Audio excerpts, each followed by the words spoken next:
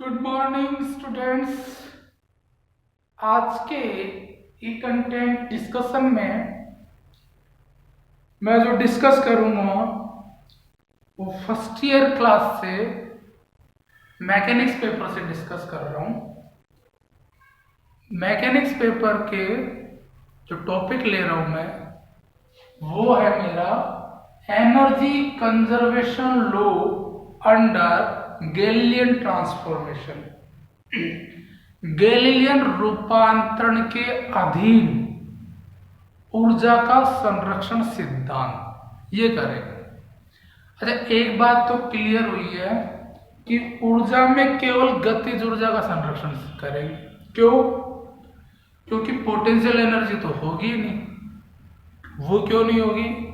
क्योंकि फोर्स यहाँ पे जड़त्वीय निर्देश तंत्र चल रहे भाई, और जड़त्वीय निर्देश तंत्र यूं कहता है कि कोई फोर्स एक्सटर्नल फोर्स है ही नहीं। जब एक्सटर्नल फोर्स नहीं है तो पोटेंशियल एनर्जी कहां से लाएंगे? तो पोटेंशियल एनर्जी की बात नहीं करेंगे। क्यों? क्योंकि निर्देश तंत्र जड़त्वीय है जिसमें कोई एक्सटर्नल फोर्स कार्यरत नहीं है। ये किया ही था हमने। तो ऊर्जा का जो संरक्षण सिद्धांत, अच्छा, इंडिविजुअल पार्टिकल की एनर्जी तो बदल जाएगी क्योंकि वेलोसिटी पे, काइनेटिक एनर्जी किस पे डिपेंड करती है? वेलोसिटी पे। वेलोसिटी का तो काइनेटिक एनर्जी का क्या फॉर्मूला होता है? Half M V square. तो हम ये तो कह चुके हैं कि गैलीलियन रूपांतरण में वेलोसिटी फिजिकल क्वांटिटी इनवेरिएंट नहीं रहती बल्कि बदल जाती है। कितनी आती थी? v dash is equal to v minus capital V। तो इसका ये मतलब हुआ कि इंडिविजुअल कण का, व्यक्तिगत कण का की काइनेटिक एनर्जी कंजर्व नहीं रहेगी। कौन कंजर्व रहेगा? काइने ऊर्जा संरक्षण सिद्धांत का पालन होगा। तो सिद्धांत, संरक्षण के सिद्धांत में तो फिर दो पार्टिकल्स कम से कम होने चाहिए और उनमें टक्कर होनी चाहिए, और टक्कर से पहले गतिज ऊर्जा और टक्कर के बाद गतिज ऊर्जा बराबर आ जानी चाहिए। वो संरक्षण। अब हम ये मान के चलेंगे कि जो एक जड़त्व निर्देश तंत्र S है, दूसरा जड़त्व निर्देश तंत्र कौन सा है? S dash. वो एस डैश जड़त्व निर्देश तंत्र एस के सापेक्ष एक समान वेग से गतिशील है। तो मैं यहाँ ये मान के चलूंगा, मेरी पिक्चर ये रहेगी यहाँ पे कि एस जड़त्व निर्देश तंत्र में गतिज ऊर्जा संरक्षण सिद्धांत का पालन होता है। तो मैं उसका पालन कराना चाहता हूं एस डैश जड़त्व निर्देश तंत्र में। होगा या नहीं होगा वो देखना है। तो होगा तो देखते हैं और नहीं होगा तो भी देखते हैं। तो हम देखते हैं, लेट अस कंसीडर।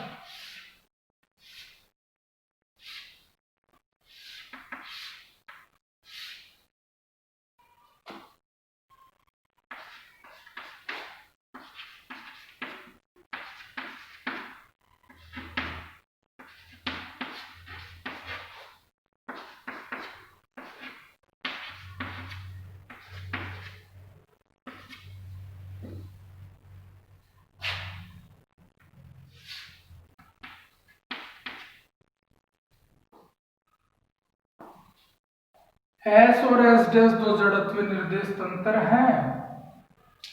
कण P है, P कण है। तो पहले मैं एस जड़त्व निर्देश तंत्र के बारे में लिखूंगा।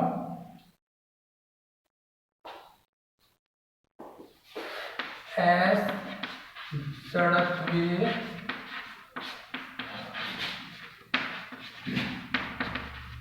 निर्देश तंत्र में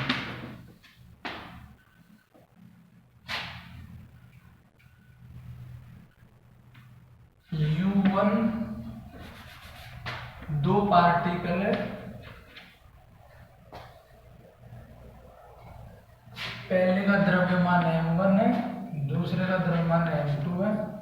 टक्कर से पहले इसके वेग u1 है और इसका वेग u2 है। टक्कर से पूर्व,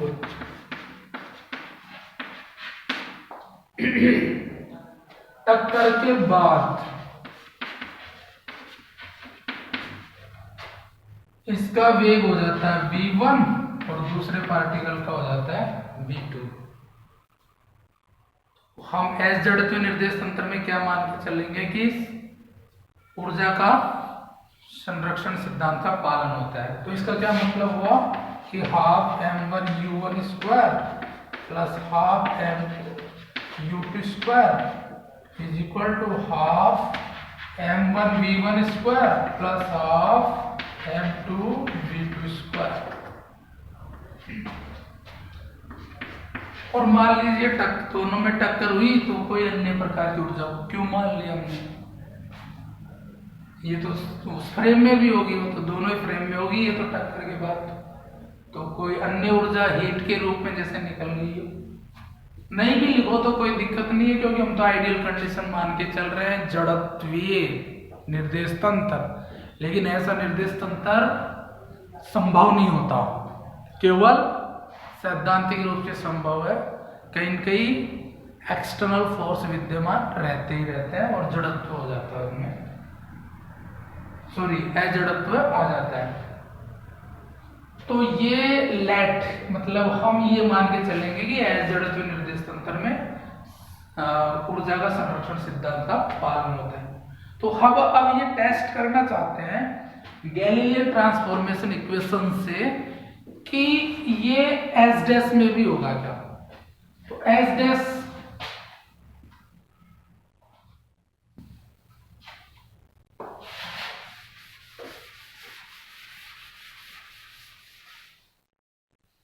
अब मैं यहां लेता हूं एस डैश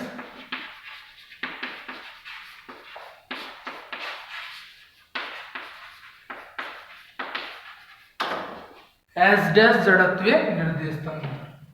तो वो ही दो ही पार्टिकल है m1 m2, उनके कणों के द्रव्यमान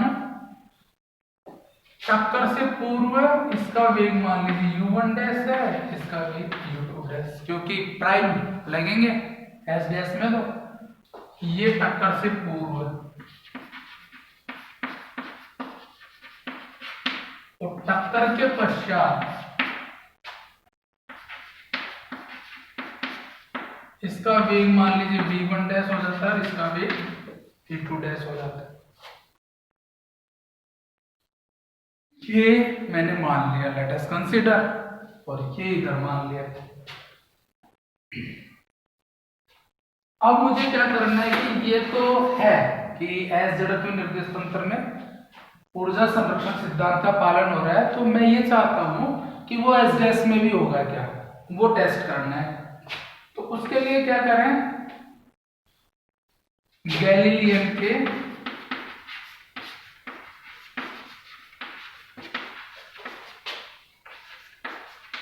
वेग रूपांतरण समीकरण से, गैलीलियन क्योंकि काम करना है हमको अंडर गैलीलियन ट्रांसफॉर्मेशन,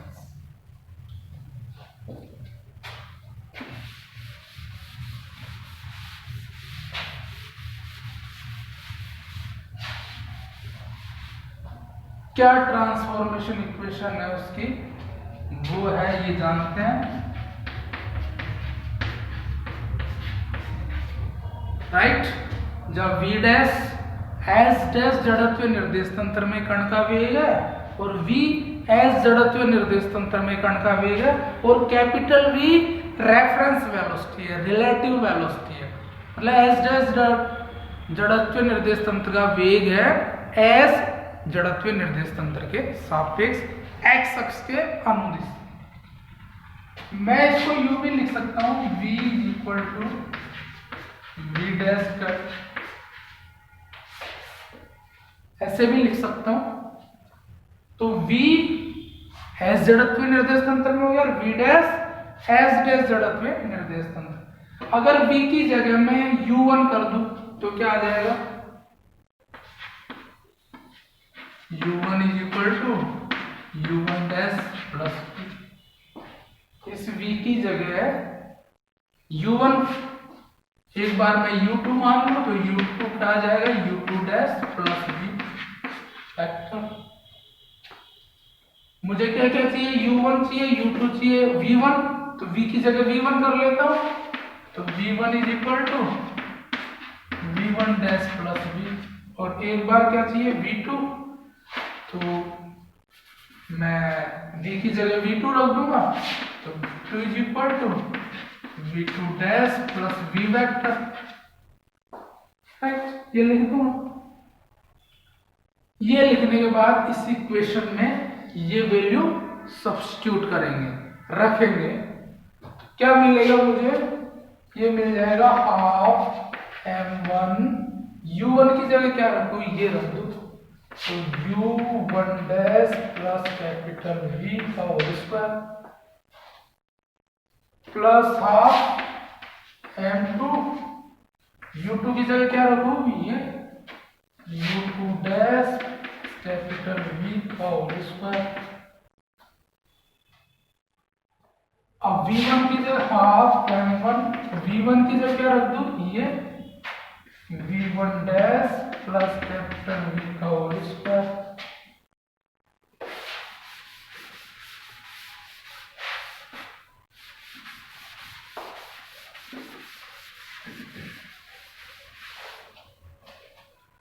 किसकी वैल्यू बच गई, v2 की, तो v2 की जगह v2 डैश प्लस v, तो 1/2 m2 v2 dash plus v का होल स्क्वायर। और अन्य प्रकार की ऊर्जा तो होता है, इस टेस्ट पे भी होगी, लेजिटिस क्यों,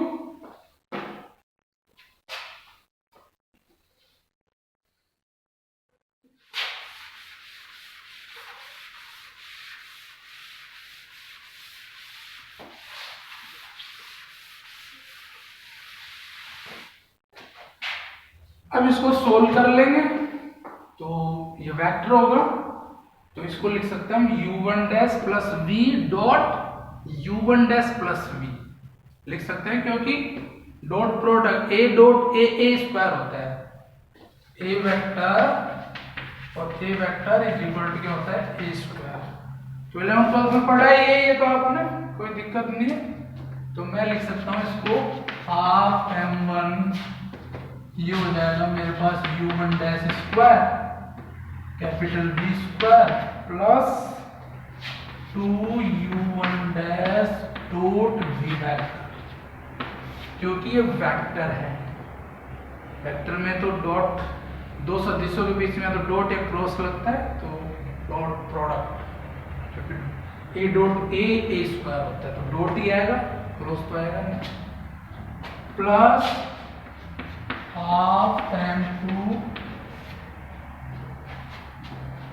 इसको भी ऐसे कैसे u2 dash square plus capital V square plus 2u2 dash dot v, इसको एक्सपांड कर दिया, is equal to half m1 v1 dash square plus capital V square plus 2v1 dash dot v plus 1/2 m2 v2 dash square plus v square plus 2v2 dash dot v, 2v2 dash dot v, और क्यू तो ऐसे कैसे चल रहा है,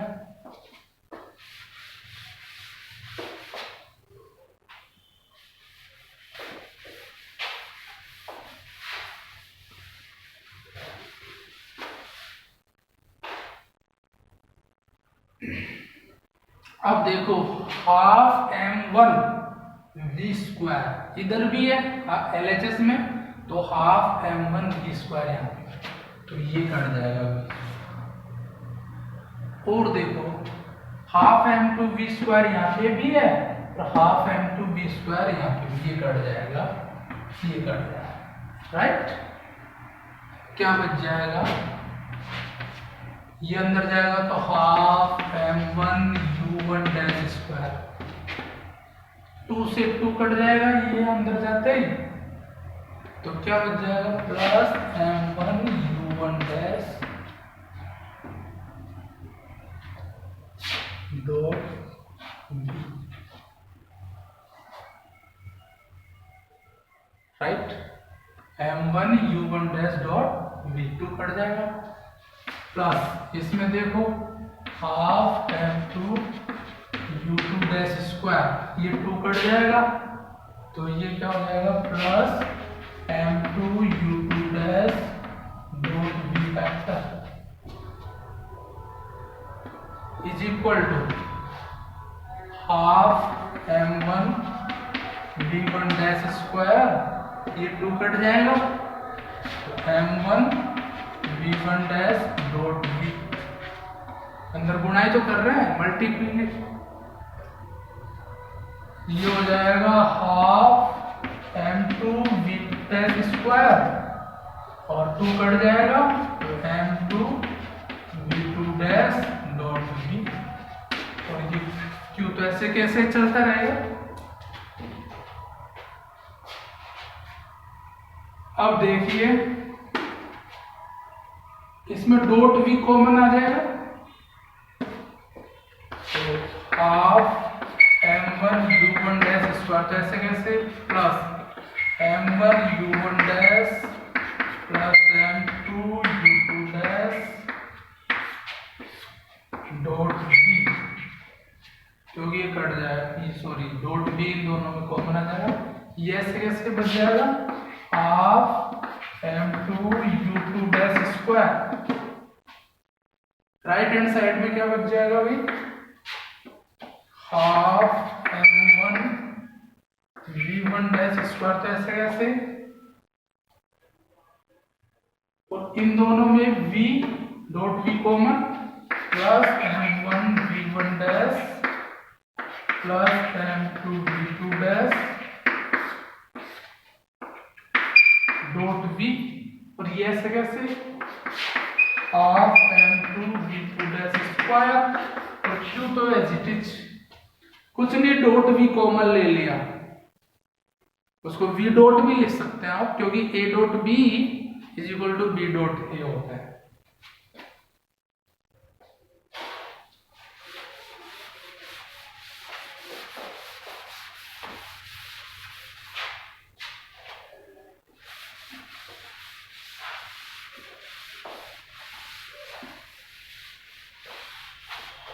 अब देखिए अब इससे पहले वाले लेक्चर में हमने मोमेंटम कंजर्वेशन लॉ पढ़ा था, क्या पढ़ा था, संवेग संरक्षण सिद्धांत, तो उसमें तो हमने ये प्रूव कर दिया था कि एस डैश जड़त्व निर्देश तंत्र में भी संवेग संरक्षण सिद्धांत का पालन होता है।